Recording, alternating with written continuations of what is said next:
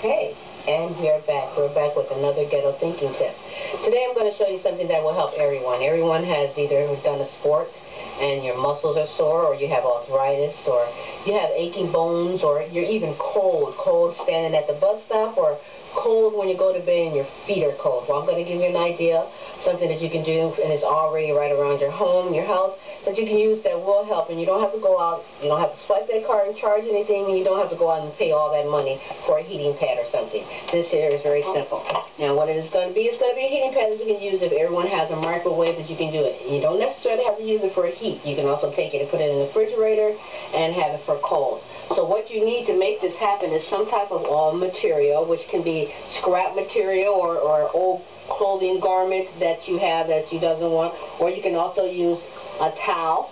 If you have a nice plush towel around, this will work.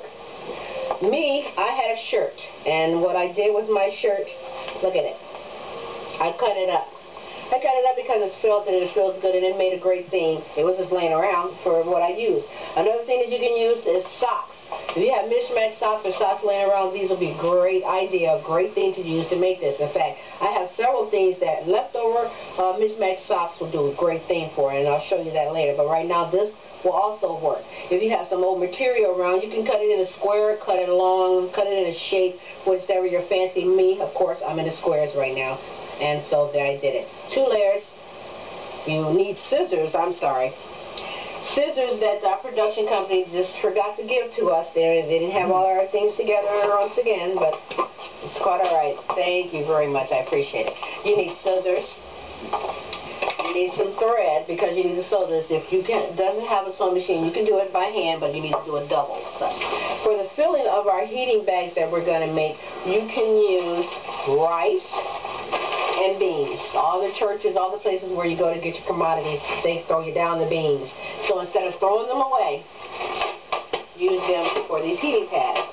Now what you do is you take the material with your scissors and you cut them into the shape that you want. This happens to be my shape. I had a sewing machine, so I sewed the edges up, leaving just a little bit so that once you flip it, you have room to pour in your rice or your beans.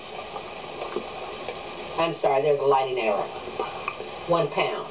1 pound is what you need. I'm sorry. Thank you. Thank you very much.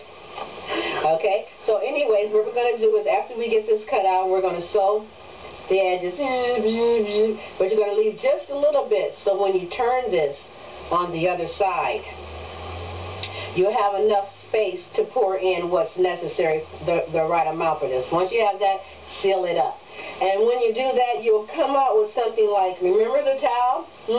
Well, you can come out and make something like a bean bag. A bean bag or rice bag, put it in the microwave for 1 to 2 minutes, and bring it out, and it'll be great for heating. One other thing, remember this? Remember the torn thing? Well, voila. I have made a heating pad that's great for the aching bones. It's great for the hands and the lap. And remember this one that I did? Well, voila. We have another bag that's great for the aching muscles. They're also a great gift. You can do them in any type and any style. This happens to be made out of rice, if you can't hear that, but it's also good and warm and will keep you warm. So that is a quick thinking tip that you can do with leftover rice and any type of beans and anything that you have around. Whether it's socks, put them in socks, sew up the socks, that'll work. Or anything you have left around. So there you have it. And stay tuned. We'll be back with another thinking tip, ghetto style.